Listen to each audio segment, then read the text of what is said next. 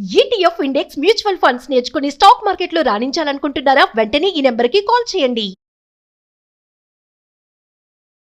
నమస్కారం, నేను రమారావి. నేను మీలో చాలామందికి తెలుసు. నేను ఇవాళ మీకు తెలియటానికి ముందు నాకు నేను తెలియను, నేను ఇలా చేయగలనని కూడా నాకు ఆ రోజు తెలియదు. మచిలీపట్నం దగ్గర ఒక చిన్న పల్లెటూరు మాది. అయితే పల్లెటూరు చిన్నదే కానీ మాకు ఒక సంస్కృత కళాశాల ఒకటి ఉంది. చాలా పురాతనమైంది, దాదాపుగా 100 సంవత్సరాలు ఉంది. దాన్ని మా తాతగారే స్థాపించారు. మా కుటుంబం అంతా సంస్కృతమే చదువుకున్నాం. నేను కూడా అక్కడే చదివాను. అయితే చదువుకునే రోజులు అంత శ్రద్ధాళువైన విద్యార్థిని కాను. నేను బాగా చదవలా, కానీ స్కూలు కాలేజీ పాఠాలతో పాటుగా ఎక్కువగా పుస్తకాలు, కథలు, నవలలు, ఆ తర్వాత వార్తలు చదివే అలవాటు ఉండేది బాగా. అయితే చిన్నప్పటి నా కాలక్షేపపు పుస్తకాల పఠనము ఇవాళ నన్ను ఇక్కడ నుంచోబెట్టింది. చదువు అయిన తర్వాత అంటే BAOL అయింది, తర్వాత శిక్షాశాస్త్రి అంటారు సంస్కృతంలో BEd, ఇది నేను తిరుపతిలో చదివాను. దాని తర్వాత నా వివాహం అయింది, నేను హైదరాబాద్ వచ్చేసాను. కొన్ని జూనియర్ కళాశాలలో నేను సంస్కృతం లెక్చరర్గా పనిచేసేదాన్ని. కొంతకాలం ఉద్యోగం చేశాను. తర్వాత దాదాపుగా ఒక 10 సంవత్సరాల పాటు ఫ్రీలాన్స్ టీచింగే, అంటే ఇంట్లోనే ఉండేదాన్ని, ఇంటి పనులు చూసుకునేదాన్ని, చుట్టాలని పక్కాలని చూస్తుండేదాన్ని. ఎవరైనా సంస్కృతంలో ఫలానా శ్లోకానికి అర్థం చెప్పమన్నా, లేదా ఇంటర్మీడియట్ పాఠం చెప్పమన్నా, ఏదైనా స్తోత్రం చెప్పమన్నా దానికి ఏం ఛార్జ్ చేయకుండానే ఊరికే అలా పాఠాలు సరదాగా చెప్తుండేదాన్ని. దాంతోపాటుగా ఏవైనా చిన్న చిన్న సమస్యలకి సమాధానం చెప్పటం ఒక నా ప్రవృత్తిగా ఉండేది. చిన్న ప్రశ్నలు, అంటే ఇలా సమస్య వచ్చింది, ఏం చేయాలో తెలియట్లేదు, అలా సాల్వేషన్స్ కోసం అడుగుతుండేవాళ్ళు. మరి నేను బాగా చెప్పడం వల్లనండి, లేకపోతే నా మాట తీరు వల్లన అయినా కూడా వచ్చేవాళ్ళు నా దగ్గరికి. ఏవో చిన్న చిన్న సమాధానాలు చెప్తుండేదాన్ని. ఇది ఎప్పుడు నేను వృత్తిగా అవుతుందని కానీ, ఒక ప్రొఫెషనల్గా నేను మారుతానని కానీ నేను ఊహించలే. అసలు నాకు తెలియదు కూడా. దాదాపుగా 5-6 సంవత్సరాల క్రితం 18లో మే జూన్లలో నా ఫ్రెండ్ ఒకరు, విజయలక్ష్మి, తను నన్ను సుమన్ టీవీకి తీసుకొచ్చింది. వీళ్ళకి కథలు చెప్పాలి, వాళ్ళు మామ్ అని ఒక వింగ్ పెట్టుకున్నారు, దాంట్లోకి స్టోరీస్ చెప్పడానికి అని. నేను మొదట వచ్చిన రోజున మీరు వాళ్ళ ఏ మాట తీరు వింటున్నారో అదే మాటలతోటి నాన్న పులి కథ చెప్పాను. ఇలాంటి కథలు ఇదే డిక్షన్తో, ఇదే ధోరణితోటి, ఇదే భాష ఇలాగే కావాలని అడిగారు. అదొక చిన్న ప్రయత్నమే, పెద్దగా దానికోసం నేను ట్రై చేసింది ఏం లేదు. ఇంటికి వెళ్ళాక మా ఇంట్లో వాళ్ళు కూడా ఒప్పుకున్నారు. నాకు ఇంట్లో పెద్ద ఎంకరేజ్మెంట్ ఏం దొరకల, కాకపోతే డిస్కరేజ్ కూడా తెలియదు, ఏదో చేస్తుంది చెయ్యని అనుకున్నారు. అయితే ఈ చెయ్యని ప్రయత్నము మొదట 1-2 నెలల పాటు రకరకాల కథలు ఏవో నాకు వచ్చినవే, వాటి కోసం నేను చదవలేదు చూడలేదని, నాకు తెలిసిన కథలే ఓ కథ చెప్పటం, దాని మీద ఏదో చిన్న డిస్కషన్ లాగా చేయటం. 2 నెలల తర్వాత నేను ఇక్కడ గెస్ట్గా మారాను అనమాట. తర్వాత నుంచి మీరు రెగ్యులర్గా మాతో పని చేయండి అన్నారు. ఈ పని చేయటం మొదలుపెట్టాక అప్పటిదాకా నాకు సీరియస్నెస్సే లేదు. అండ్ మోస్ట్లీ అసలు సరిగ్గా ఏం చెప్పాలంటే నేను కెమెరా ఫ్రెండ్లీయే కాను. అసలు కెమెరా వైపు సరిగా చూడడం కానీ, ఒక చక్కటి ఫోటో కూడా లేదు నా చిన్నప్పటి నుంచి. నాకు అసలు ఏ ఫోటోల్లోనూ నేను దాన్ని సరిగ్గా ఫేస్ చేయటము, చిన్ డౌన్ చేయటము అవి చేత కావు నాకు. నేను ఆ కెమెరా ముందు నేను వాళ్ళని ఎంత ఇబ్బంది పెట్టానో, వాళ్ళు నాతో ఎన్ని తంటాలు పడ్డారో తెలియదు. కానీ ఇప్పుడు నాకు కెమెరా తెలియకపోవడం అన్న మాటే ఈ రోజున లేదు. దాదాపుగా 5 సంవత్సరాల నుంచి నేను యూట్యూబ్లో దేశ విదేశాల్లో ఉన్న వాళ్ళ తెలుగు వాళ్ళందరికీ పరిచితురాలుగా, చాలామంది ఇళ్లలో పెద్దక్కయ్యగానో, మేనత్తగానో, పెద్దమ్మగానో, పిన్నిగానో, ఒక చాలా పరిచయం ఉన్న స్నేహితురాలుగాను ఫిక్స్ అయిపోయాను. దీనికోసం నేను చేసిన ప్రయత్నం ఏంటంటే క్రమం తప్పకుండా సుమన్ టీవీకి రావడం, దాంతోపాటు నేను చిన్నప్పుడు చదివిన కథలు, పుస్తకాలు వాటితో పాటుగా ఇక కంటిన్యూస్గా చదవటం. ఇది అనుకోకుండా నాకు లభించిన, అంటే నా జీవితం నాకు ఇచ్చిన రెండో అవకాశం. ఇలా 40 సంవత్సరాలు దాటిన తర్వాత 50కి దగ్గర పడుతున్న క్రమంలో ఎవరికైనా ఒక ప్రొఫెషన్ లభిస్తుందని కానీ, లేదా ఇలా సెటిల్ అవుతారని కానీ ఊహించలేకపోతాం. అయితే ఇప్పుడు నా సెటిల్మెంట్ ఏంటంటే ఇది డబ్బులు, పేరు ప్రఖ్యాతలే కాకుండా ఎవరికైనా ఒక అత్యవసరమైన పరిస్థితుల్లో సహాయపడే ఒక స్నేహితురాలుగా కూడా నన్ను ఫిక్స్ చేసింది. జీవితం నాకు రెండో అవకాశాన్ని ఇచ్చింది.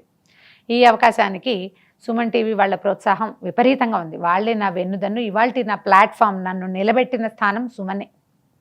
ఈ టీవీలోనే ముందుకొచ్చాను. తర్వాత క్రమంగా నాకేంటంటే రకరకాల అవకాశాలు వచ్చినాయి. అనేక టీవీ ఛానల్స్లో పనిచేయటానికి, ఎక్కువ కాకపోయినా కొన్ని టీవీ ఛానల్స్కి వెళ్తూనే ఉన్నాను అప్పుడప్పుడు. తర్వాత చాలా ఇంజనీరింగ్ కాలేజెస్ నుంచి, స్కూల్స్ నుంచి నాకు ఆహ్వానాలు వస్తూనే ఉన్నాయి.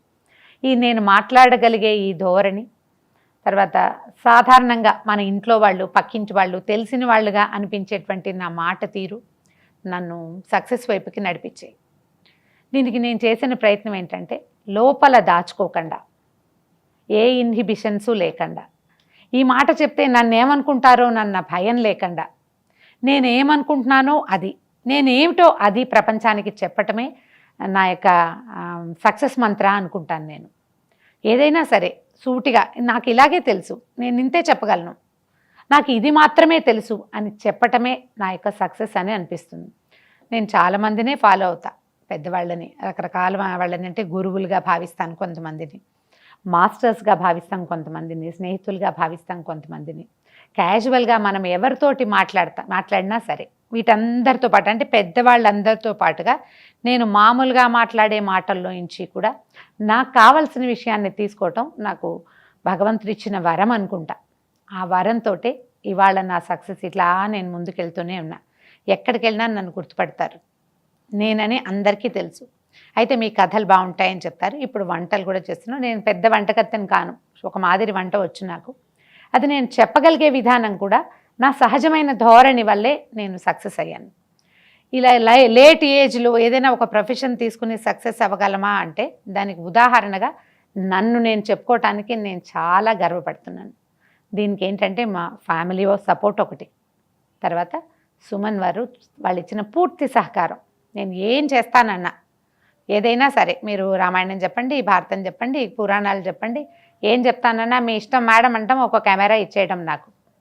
సో వాళ్ళు చెప్పించడం వల్ల అంతకుముందు నేను ఎప్పుడు చేయని కొత్త కొత్త ప్రక్రియలు కూడా, మామూలుగా నేను సినిమా కథలు చెప్పేదాన్ని, తర్వాత ఏమో సోషల్ స్టోరీస్, ఎట్లా అంటే మన చందమామ కథలు లాంటివి, కాశీ మజిలీ లాంటివి చెప్పేదాన్ని.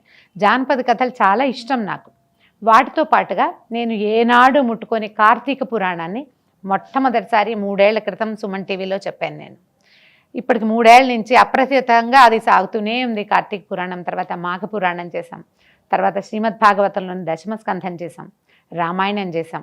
ఎన్ని రకాల కథలైనా సరే సులువుగా మనం చెప్పాలంటే కథలోకి మనం ప్రయాణించటం, కథ యొక్క ఆత్మని అవగతము అర్థము చేసుకోవటం, దాన్ని మనదైన భాషలో చెప్పగలగటం అనేది ఒక చిన్న క్రియ.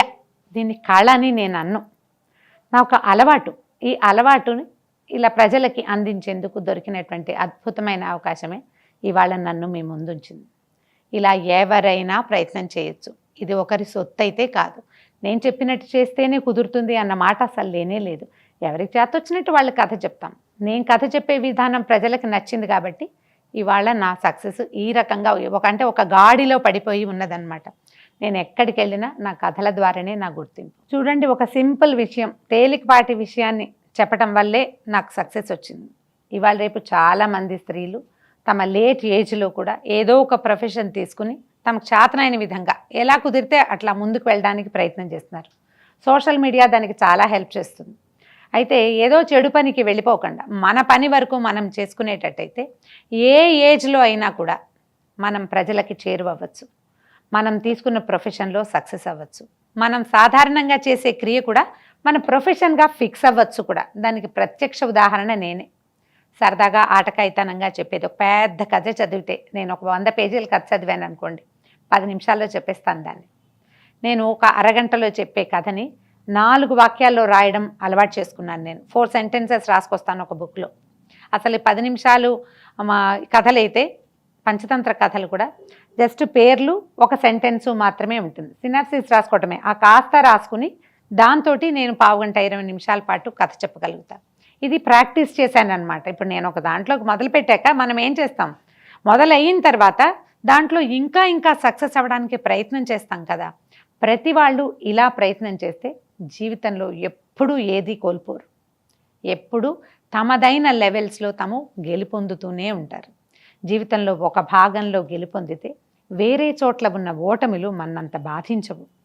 ఎక్కడో ఇబ్బంది పడుతుంటాము, అనారోగ్యం బాధిస్తుంది, విసగటగా ఉంటుంది, జీవితం మొనాటనస్గా ఉంటుంది, ఇతరులు సహకరించరు. కానీ మన దగ్గర ఉన్న ప్రొఫెషన్లో కానీ మనం అనుకున్న రంగంలో కానీ మనం సక్సెస్ అయ్యామనుకోండి, ఆ పెద్ద గీత ముందు ఈ కష్టాలన్నీ చిన్న చిన్న గీతలుగా ఉంటాయి. జీవితంలో మనకి చేతనైన పనిని నలుగురికి ఉపయోగపడేలాగా, నలుగురికి తెలిసేలాగా చెప్పేందుకు ప్రయత్నం చేయాలి. ఆ పెద్ద గీత మనని ఎప్పుడూ నిలబెడుతుంది, నడిపిస్తూనే ఉంటుంది.